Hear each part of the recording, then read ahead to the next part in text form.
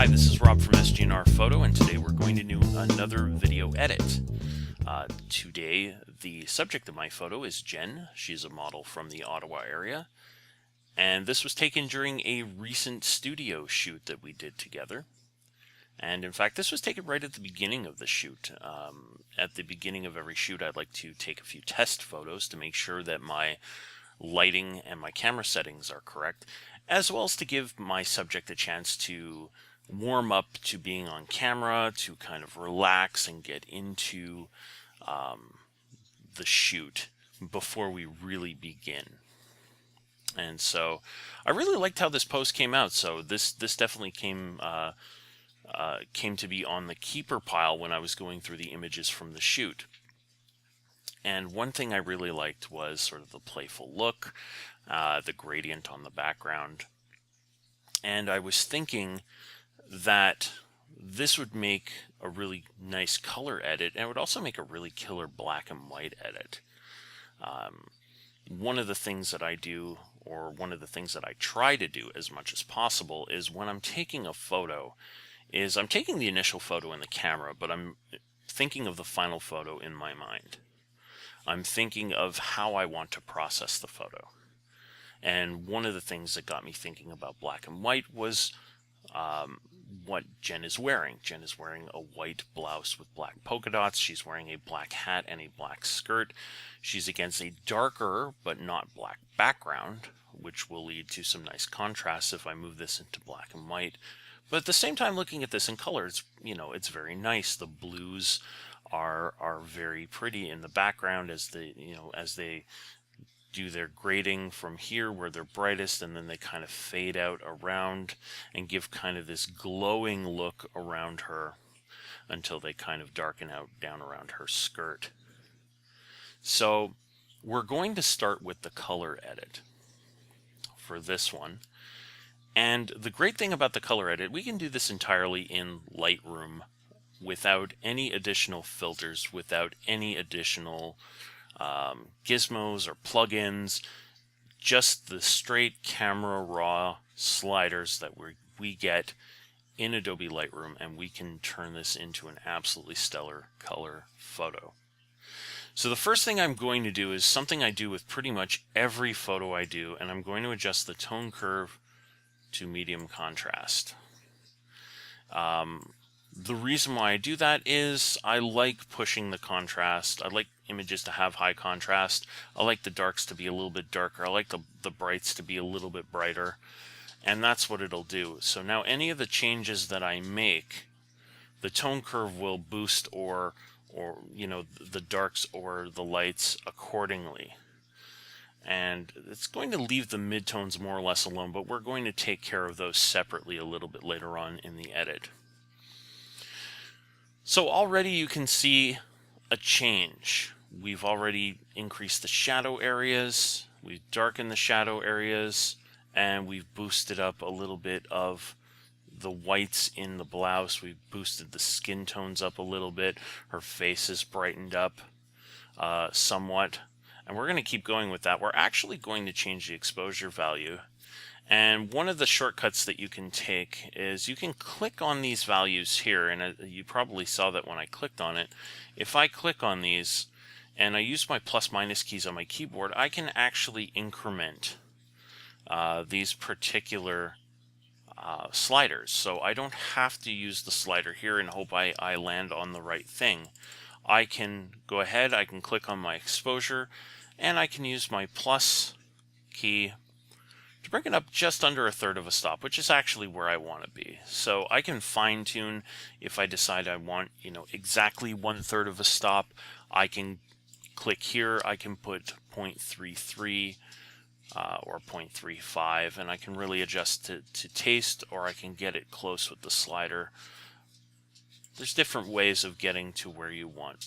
The important thing is I want to boost the exposure of this image by about a third of a stop. It was slightly underexposed. And that was kind of exaggerated a little bit by adjusting the tone curve. You're going to find that as you adjust one setting, you might need to tweak another setting in compensation. And that's true when you're making adjustments in camera and also when you're processing. The next thing I'm going to do is I'm going to take the highlights and I'm going to boost them ever so slightly. Not by much.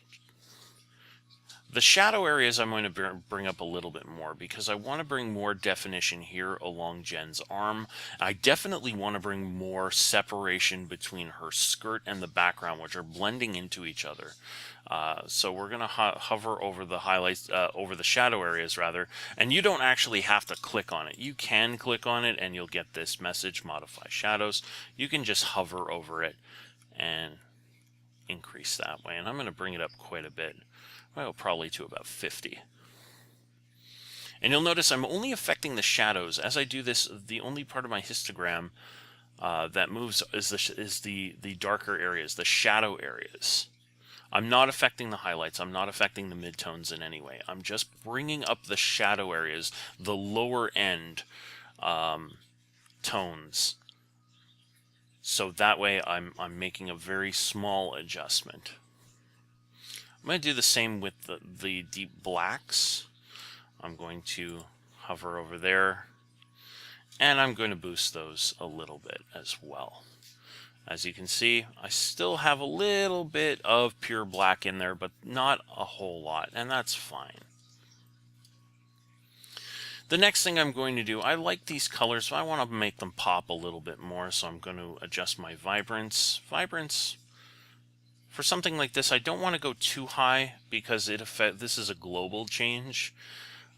So even though I'm affecting the blues, I'm also affecting the skin tones, and I don't want to go too far because, as you can see, a little bit, going a little bit makes the blues look really, really beautiful. But as I keep going, well, you're going to see those skin tones start to take on a really kind of sickly orange, yellow, and we really don't want to do that. We never want to make a change to an image that's not going to flatter our subject. So I'm just going to put in a bit of a boost to the vibrance. The next thing I'm going to do is I'm going to adjust the clarity slider. Now, the clarity slider, what that does is that creates contrast within the midtones. So from this area here, all these tones, which is where your skin tones are, typically skin tones, hair tones, anything that is not either super bright or super dark that falls into this area, it's going to create contrast in there. It's going to make the lighter midtones brighter. It's going to make the darker parts of the midtones darker. And it really, really works well. In fact, it can work too well, and it can become very unflattering. So it's very important that when you add the clarity that we don't go too far. If we're working with people, between 10 and 15 is a good place to go. And I'll just show you what happens when you go too far. Now you can see we're bringing out a lot of that background. We're bringing out a lot of that background. But look at those skin tones. We're not flattering Jen at all with this. This is not a look that we really want to present to someone. So I'm going to bring that down. And of course, you can go too far the other way as well. A lot of people will use this to soften skin by removing that contrast. And of course, what happens is it makes everything look kind of dull and smeary. And it looks almost like a watercolor that you've kind of left out in the rain. So I'm going to put it between about 10 and 15. That will bring some contrast to the midtones without going overboard. I'll bring out a little bit more definition here with the difference in tones. It'll bring out some of the detail in the shadows around the hands. It'll bring out a little bit more in the face. It'll bring out some finer detail in the hair, but it's not going to make your subject look alien. That's really the best way that I can put it. When you abuse the clarity slider, people tend to take on this kind of alien look. And if you're doing it to stylize it that way, that can be a really interesting tool to use. But for standard portraits, you're probably not going to want to go with adding too much of the clarity.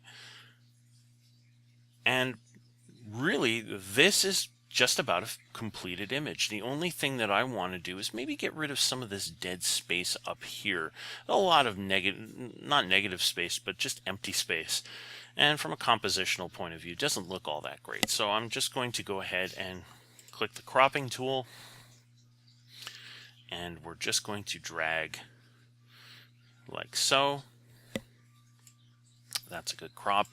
I'm just going to move the image over to place her closer to the third. Place her shoulder at the third, her cheekbone, her eye is close to the third. And that just gives me a nice composition. So we're going to hit the enter button to complete the crop. And that's pretty much a finished image. This is an image that right now I can present to a client, that I can present to Jen, and I know she'll be happy with it. It's very flattering, it's very fun, definitely suits, you know, the processing suits the image, and that's really where you want to go with it. So that is part one. In part two, what we're going to do is we're going to take this image and we're going to add a few tools to the set. We're going to bring this into Photoshop and we're going to use some layers. We're going to use some additional plugins, and we're going to turn this into a really killer black and white edit. So I hope you enjoyed this video. If you have any questions or comments, you can send them to me via Twitter. I'm found at SGNRphoto. You can also send me an email at inbox@sgnr.photo. And also, if you are on Facebook or Twitter and want to ask me a question that you'd like to see turned into one of these videos, you can always hashtag your question, AskSGNR. In the meantime, I thank you very much for watching this video, and we'll see you next time.